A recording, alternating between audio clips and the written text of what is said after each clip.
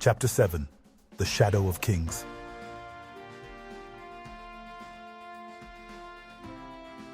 The ash of burned temples still clung to the wind when the banners of Harald Fairhair spread across Norway. His men carried not only swords and spears, but also the authority of a king who sought to bind every fjord, every farm, every jarl beneath his crown.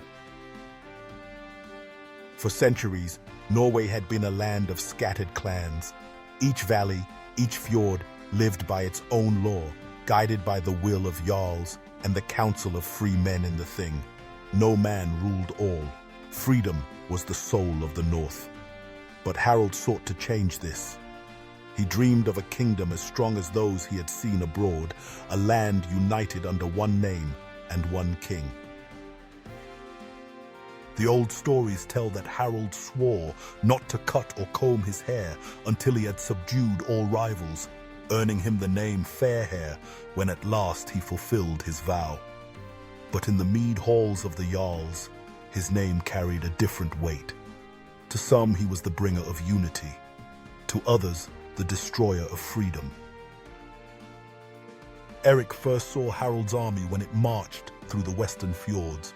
Warriors in mail and helmets marched in ranks, their banners fluttering like ravens in the sky. Behind them rode priests, bearing crosses of iron. The sight chilled Erik more than any storm at sea.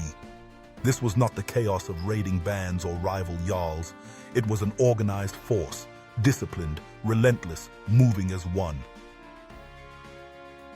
In the hall of Jarl Hakon, a great gathering took place. Jarls from many fjords had come, their faces grim, their voices filled with anger and fear. Harald seeks to strip us of our rights, one declared. He would turn free men into thralls beneath a crown. Another struck the table with his fist. If we bow now, our sons will be born as subjects, not as free warriors. But others, more cautious, spoke differently. Harald's rule brings peace. No more endless feuds, no more raids between neighbors. With a king, trade will flourish, and we will stand strong against foreign powers. The hall erupted in shouts, the air heavy with smoke and fury. Erik listened in silence, torn between the voices. He understood the desire for freedom, but he had also seen the power of kingdoms abroad. England, Francia, Byzantium. Could a scattered Norway truly stand against the tide of history? That night, as the jarls departed, Freydis came to Erik's side. Her voice was sharp as the edge of a blade. Do you see it now? First the cross, now the crown. Soon there will be no place for free men, no place for the gods of our fathers. Will you stand idle while Harald strangles the North? Erik looked into the flames of the hearth, his heart heavy. He had lived his life chasing silver, carving his name upon the sea.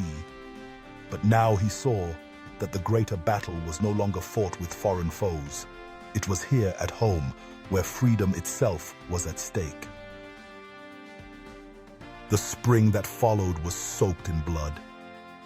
Battles raged across valleys and coasts as jarls rose against Harald. Some fell swiftly, their lands seized, their people forced into loyalty. Others fought fiercely, retreating into mountains and forests, waging war like wolves.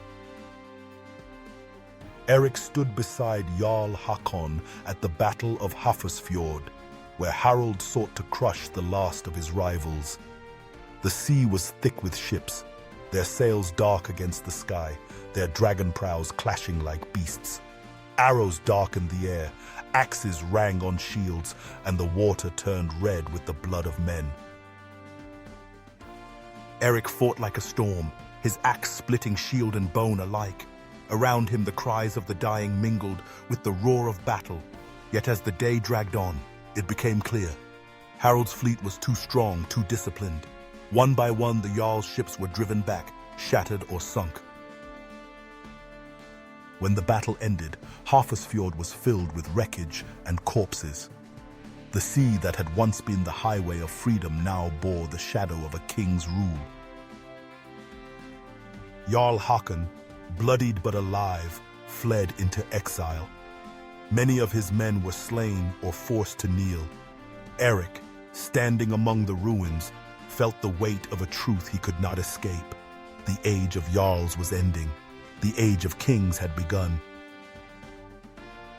Yet even in defeat, Erik swore that his saga was not over.